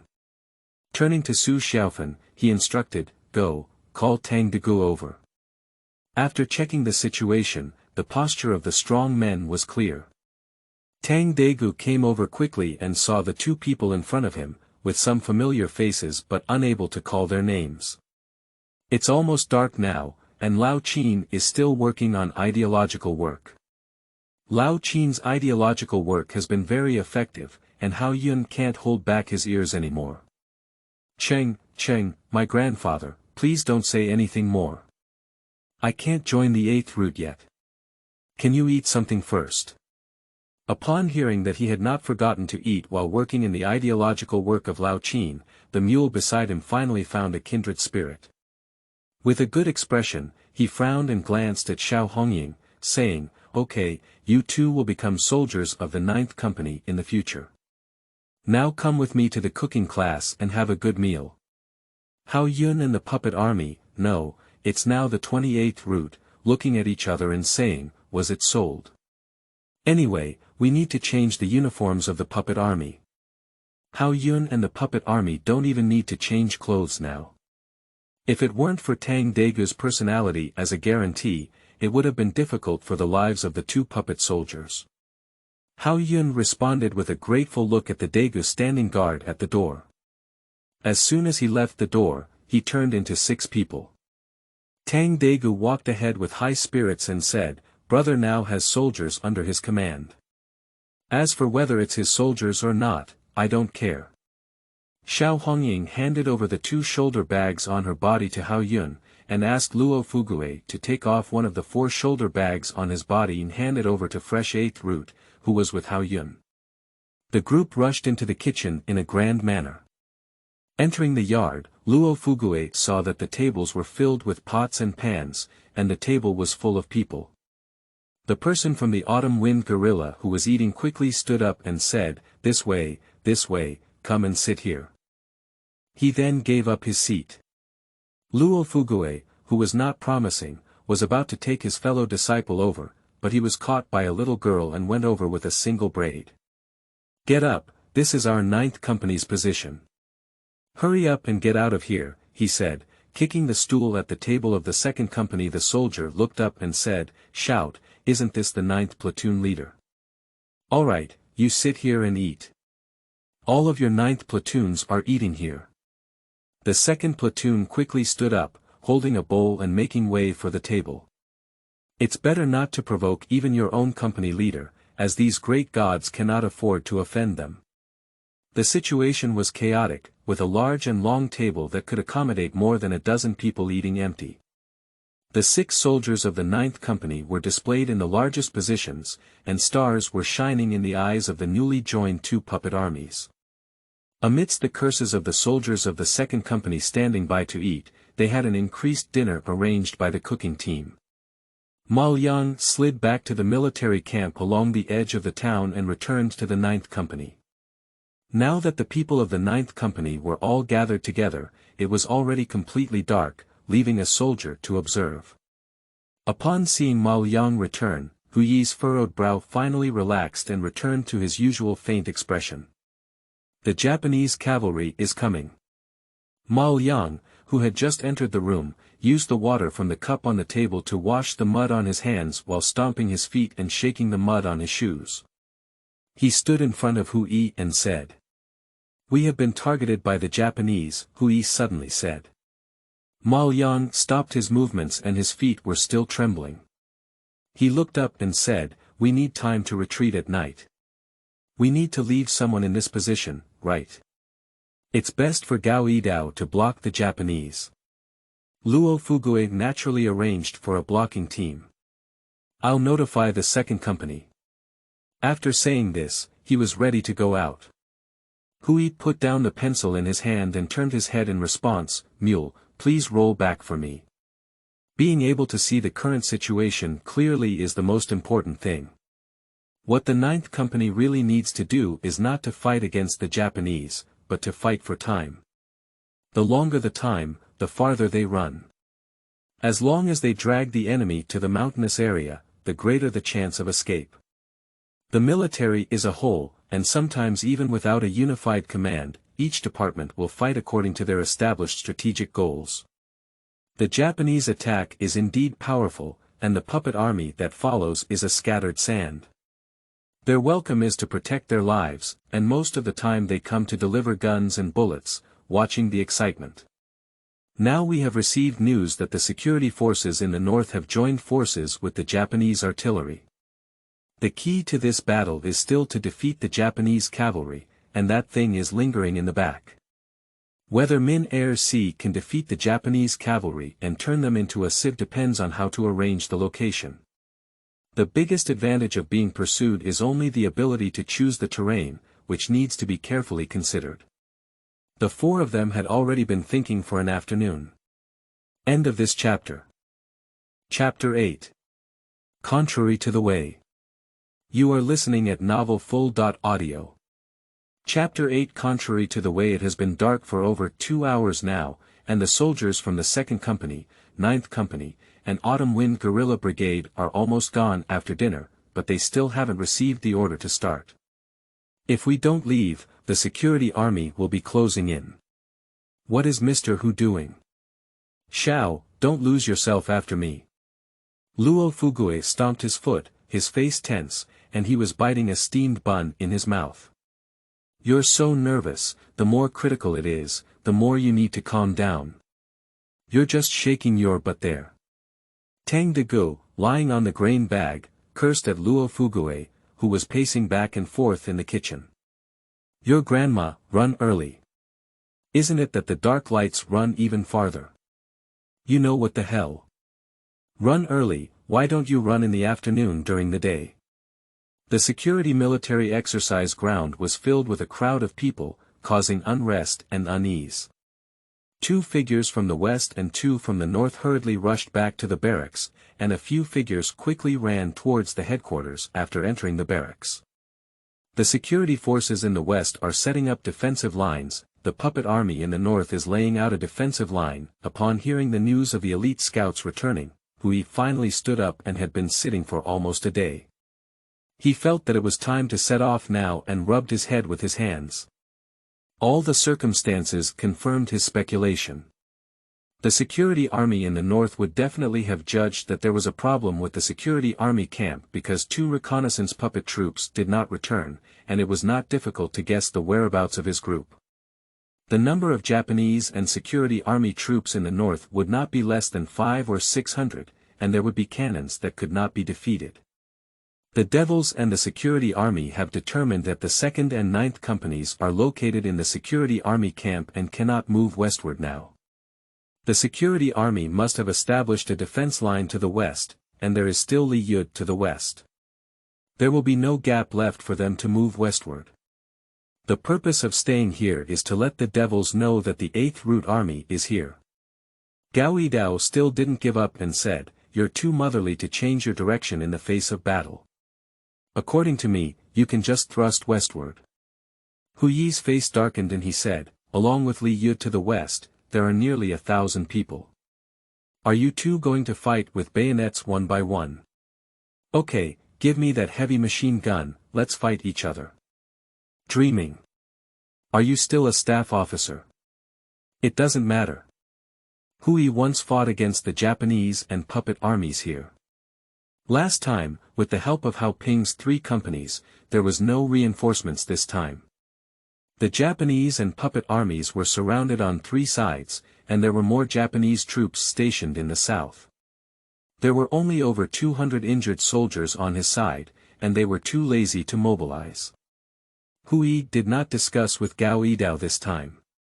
Based on experience and Mao Yang's reconnaissance, there were Japanese cavalry waiting in the east, no more than 10 miles away. The night was not suitable for the charge of Japanese cavalry, so the direction of this breakthrough was chosen as the direction of Japanese cavalry. The first battle is to defeat the cavalry, then turn north. With the knowledge of the situation in Xinglong town by the northern Japanese puppet army, they are setting up an encirclement circle, creating a gap between the county and the enemy. Most people are attacking the Japanese cavalry to the east, leaving only a portion to resist and disperse to the town. After successfully attacking the Japanese cavalry, they changed their clothes and marched northward in a hurry. As they approach Meixian County, they turn west and pass through between the county and Xinglong town. The security army has gathered with the puppet army in the county town and established defensive lines to the north and west. There will be a gap between Meixian County and Xinglong town. After passing through this gap, you only need to face Li Yud's troops. The puppet army in Lushupu, Old Qin, has already done his job. With the character of the puppet army, there is no problem entering the mountains from there. The members of the security army need someone to drag us all to Xinglong town. After attacking the Japanese cavalry, both the security army and the puppet army will reinforce eastward. At that time, the soldiers who leave behind to obstruct will quickly run north and pass through the gap between the Japanese and puppet armies and the security army. If there is any timing that is not right, a class from the second company has already returned from the old camp of the Duanjin police force. The key now is to find the Ghost Cavalry Squadron. Min 24 has now been mounted on a mule cart, which is a masterpiece that Li Xiang has been working on all afternoon. Gao Yidao left a squad, and in the military camp, all the puppet soldiers were taken away. From now on, the competition is about foot strength. In the dark night, news kept coming from the sharp soldiers on the east side. After leaving the east gate of the military camp, Gao Yidao ordered Hui, "You right." Then he led the other soldiers of the second company. Old Meng hesitated for a while, feeling that there were two routes, and Gao Yidao had quite a few people. In order to balance, he followed Hui directly from the center to the east. The soldiers of the Autumn Wind Guerrilla Brigade couldn't help but mutter to themselves, "Don't you take the right road? How can you go straight east?" Mao Yang started with a sharp soldier and walked quickly towards the east. Luo Fugue lifted his machine gun and carried it horizontally on his backpack, feeling that he wouldn't touch his head. He reached out to the right and pulled Su Xiao to follow behind.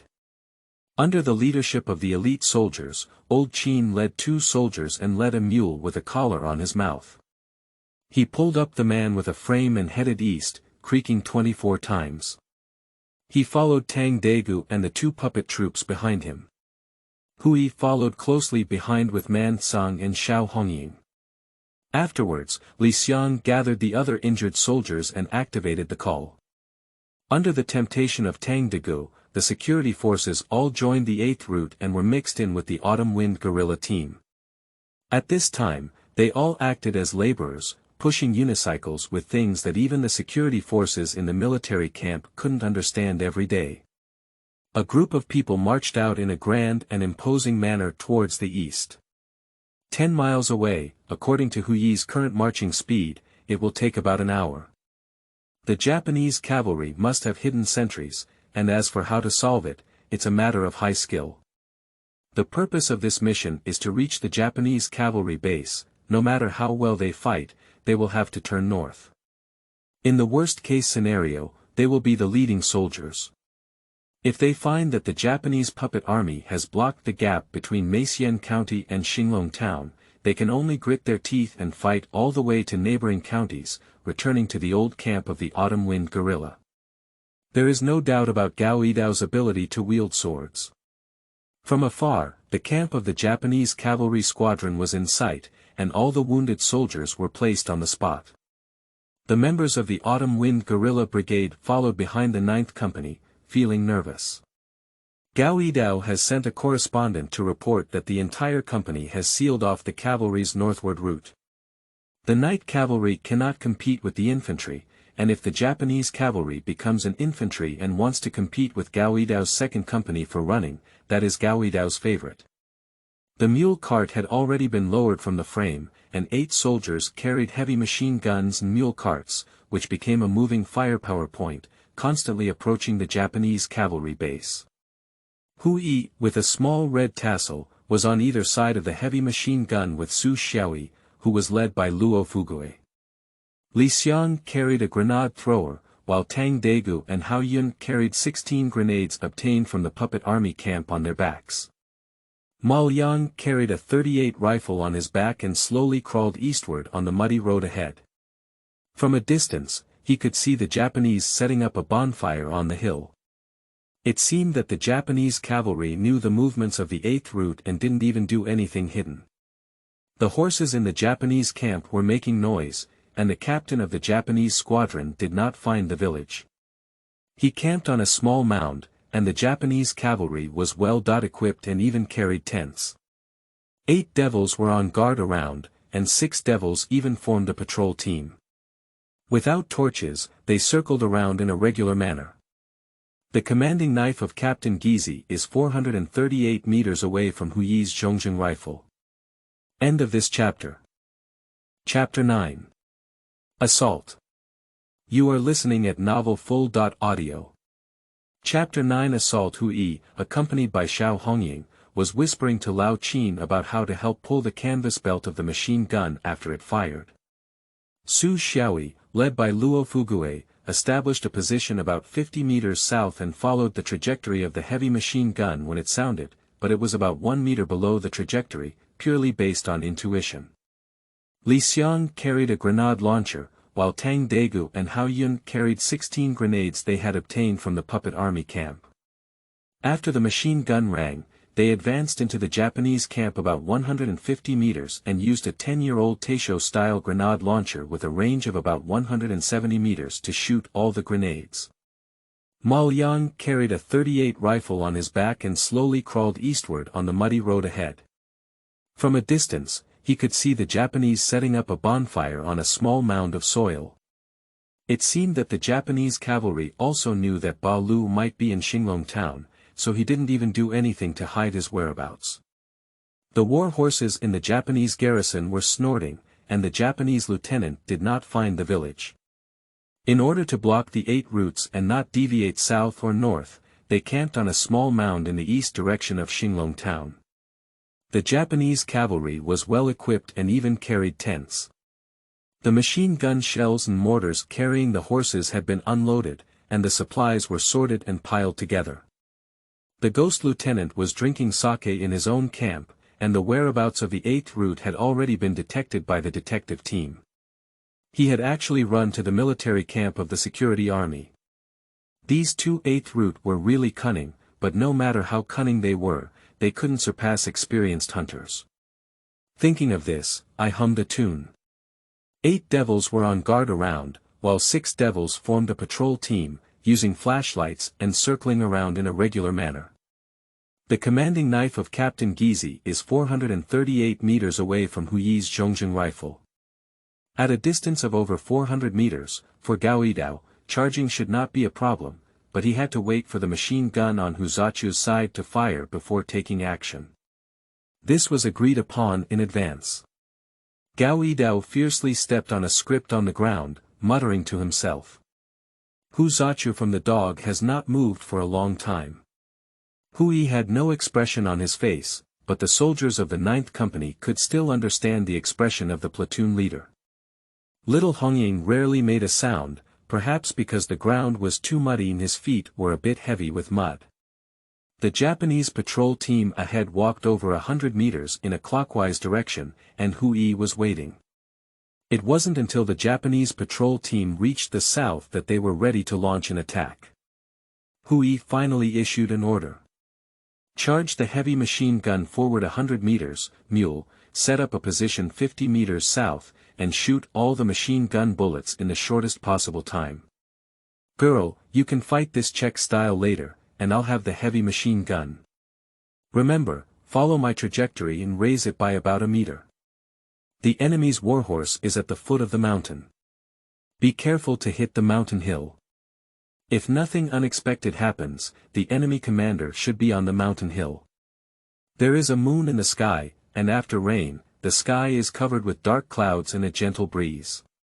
Even if you stare wide, you can only see the campfire set by the Japanese, and nothing else. The ground was muddy all over, and the 9th Company was moving very fast. In the dark, 8 people were carrying heavy machine guns and moving forward. The soldiers stepped on the mud and made a sound.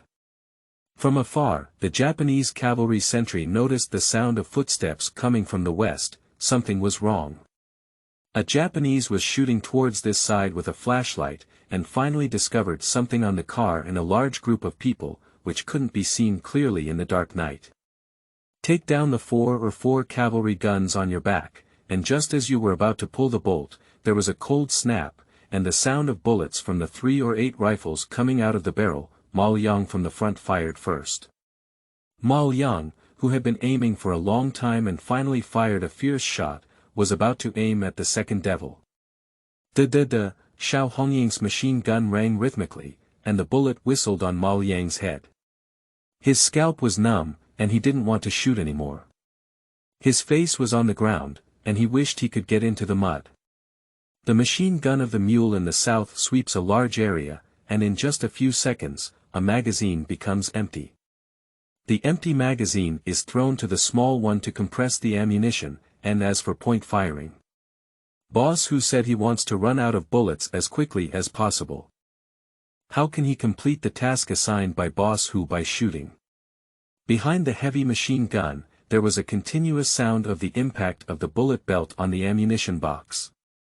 Monsang unfolded a 250-round bullet belt, connected the end, pressed it into the ammunition inlet, pushed the gun handle forward, loaded the first round, pulled the bullet belt to the left again, and then pushed the gun handle forward again. Hu-Yi grabbed the grip and felt a familiar sensation. With the safety on top and the trigger pressed down, the machine gun immediately roared with joy and madness. Flames spewed out from afar in the dark. Hui followed the shaking of the gun and skillfully pressed it, slowly moving southward along the north of the mountain. 100 meters south, the second weak Czech-style magazine of the mule also spewed out flames, and a magazine emptied in less than 5 seconds. For the mule, if the machine gun fired faster than anyone else, it must be the first in his entire team. The high speed and roaring bullet trajectory, happily tearing from left to right, tore at all targets blocking the way, the enemy's warhorses, and the enemy's body, fiercely piercing into the enemy's tents. The violent and arrogant horizontal tore open one after another enemy tents, and then moved arrogantly to the right along the small mound. The tents were continuously torn down, with countless bullet holes appearing. Wherever the trajectory passed, everything turned into powder, carrying a flurry of blood mist and sporadic screams. The trajectory began to lower, and towards the group of warhorses under the mound, bullets pierced through. The warhorses hissed wildly, and with 2 Czech-style punches, the entire mound was suppressed from 3 directions in the north, southwest, and north. The Japanese in the east were in a blind spot for machine gun shooting, and their reaction was not slow. They began to dizzy and turned to drill out of the tent, trying to organize a counterattack. The machine gun on their head scanned the bullets back and forth every few seconds. A bullet chain hit empty, and the second bullet chain filled the warehouse was sent over. The mule's machine gun just rang, and little Hongying's machine gun was firing at 3 o'clock. The bullets were flying wildly, and with the gravity of the machine gun, most of the bullets poured into the Japanese camp. The firepower slightly weakened, and the Japanese on the east side of the slope, who were not taken care of by the machine gun children, began sporadic counterattacks with their 4 carbine guns. The Japanese machine gunners were not yet able to set up their machine gun positions so quickly, and the pitiful Japanese looked up on the mound and saw a dense barrage of bullets, which could only be fired randomly at the area where the machine gun sounded based on their senses. The Japanese were all sleeping on the ground, so there might not be much casualties. After all, at such a distance, the machine gun could only strafe horizontally. The problem was with the shot taken by Ma Liang, combined with the Czech style of Xiao Hongying and the mule. The first reaction of the Japanese when they heard the gunshot was to sit up and grab their clothes and weapons, wanting to rush out of the tent. This combat literacy was indeed high, but this little time provided an opportunity for the heavy machine gun to shoot on a larger receiving surface. A Japanese soldier from a squadron was present, and at least half of them were injured or killed amidst the frenzy of 3 machine guns firing. Gao Yidao from the north started touching the Japanese position as soon as he heard the first machine gun sound from the west. The machine gun sound was much louder than the Czech-style sound, and the dense sound was much faster than the Czech-style sound. Sporadic howls were heard from the Japanese position, and most of the Japanese howls were probably held in their lungs before they could spit out their bodies and were beaten to pieces. Gao Yidao and his second platoon were also startled. Damn it, whose battle was getting bigger and bigger, and every time he hugged the fire, there was a big commotion. Those who didn't know thought 1 or 2 battalions were firing, and these 9 platoons were just a few people. They could hear 3 machine guns, but this battle was too much talk, right? Thinking back, the charge of the Iron Second Company cannot be lost. The soldiers of the Second Company began charging towards the Japanese camp, starting from 300 to 400 meters away. This was the first time that Gao Yidao had made a breakthrough. End of this chapter. Chapter 10. 2 consecutive ruthless attacks. You are listening at novelfull.audio. Chapter 10. 2 consecutive ruthless attacks. The black-bellied Gao Yidao pierced through the campfire of the Japanese hill, which was constantly beating with machine gun bullets. He saw the chaotic tent reflecting the Japanese, but he was not sure about the specific casualties of the Japanese. However, from the dense firepower of the 9th Company, the Japanese did not organize a decent counterattack, indicating that the Japanese had lost the opportunity to counterattack. There are not many opportunities to beat the dog in pain, and we cannot wait any longer. The current opportunities are already good enough, so we need to guard against long dreams at night. In the dark, the ground was muddy and there was no road at all. In order to prevent any mistakes, dozens of soldiers from the 2nd Company were required to tie ropes to their shoes to prevent slipping. A squad of troops was encircling the east, and although there were not many people who fought back with a high sword, their hearts were not small. They didn't even want to let go of the Japanese who might flee east, and arranged for people to block the possible path of the Japanese cavalry changing to infantry in advance. The footsteps of dozens of people running together finally became dense, mixed with the sound of machine guns shooting, making it so obvious that the ghosts on the mound were somewhat divine. The sound of everyone ready with a high knife was still so shocking, powerful, and high, and the voice suddenly became clear.